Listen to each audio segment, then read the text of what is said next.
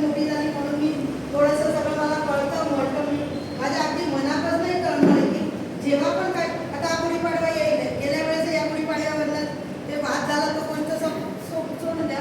पण आता गुढीपाडवा आता एका दिवशी येणार बरोबर. जर गुढीपाडवा आला, गुढीपाडव्याच्या दिवशी आपल्याला प्रोग्राम करायचा आहे, पण सगळ्या अहमदाबादमध्ये कितीतरी महाराष्ट्र समाज आहे, सगळेजण म्हणतील की मी गुढीपाडव्याला प्रोग्राम करेन, तर कसा होणार, पब्लिक कुठे जाईल.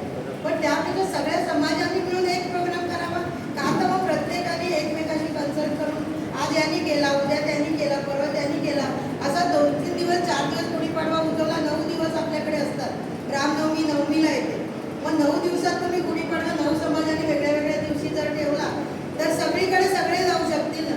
आता मला तर सगळीकडे आमंत्रण आलं तरी मी 9 ठिकाणी एका दिवशी कसं जाणार. पण तेच जर वेगळं वेगळं वेगळं वेगळं असतं तर आपण सगळेजण सगळीकडे हाजरी देऊ शकतो. मग हाजरीची असा प्रॉब्लेम होऊन जातो की कुठे 10 जण आहेत, कुठे 5 जण आहेत, माणसांना यायला पण तर काही स्कोप तर द्यायला पाहिजे. सगळीकडे एकच दिवस एकच टाईम असा प्रोग्राम केला तर मजा नाही येत.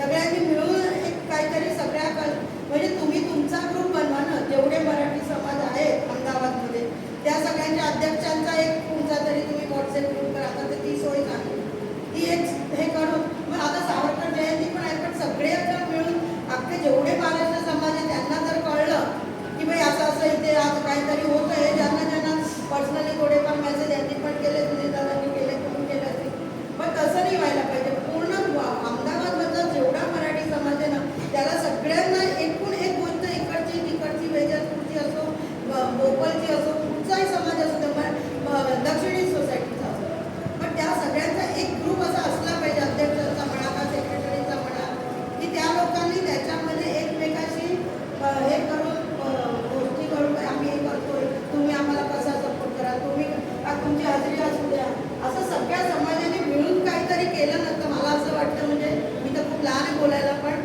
खूप छान अहमदाबादमध्ये होऊ शकतं. भीमसेन जोशींना इथे ऐकलेलं आहे, किशोरी आमोणकरांना आपण बरेच ऐकलेले आहेत, एवढे मोठे मोठे कलाकार इथे येऊन प्रोग्राम करून गेले. आणि आता प्रोग्राम करायसाठी म्हणून पंचायत होती की कोणताही प्रोग्राम ठेवला तर ऑडियन्स नाही.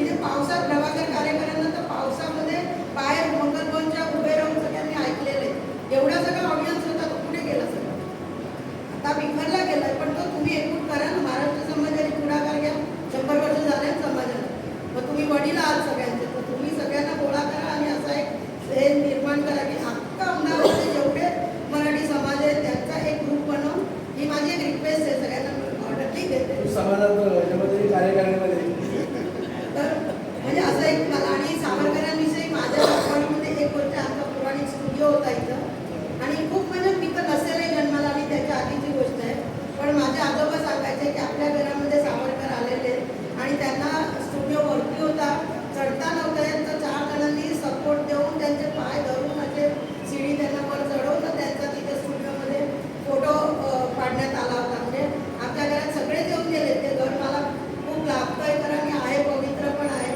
आणि दुसरं सांगायचं म्हणजे आता शिवाय आपलं रामदास स्वामींचा फोटो इथे आहे, ते परवा त्याची पूजा केली, तो फोटो माझ्या वडिलांनी बनवलेला 1960 साली, आणि तो इथे समाजात त्याची पूजा, मला आनंद आहे.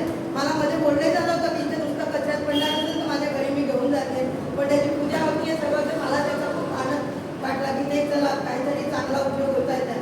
म्हणजे असं म्हणजे एक हंबर रिक्वेस्ट की आपण सगळ्यांनी मिळून काहीतरी करायला पाहिजे.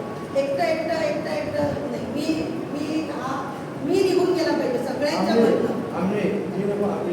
मी नको, आम्ही यायला पाहिजे की आम्ही करतो, आम्ही करतो, आणि सगळे मराठी, अहमदाबादचे सगळे मराठी आम्ही म्हणून काहीतरी करायला परत छान होईल, असं एक रिक्वेस्ट आहे माझी.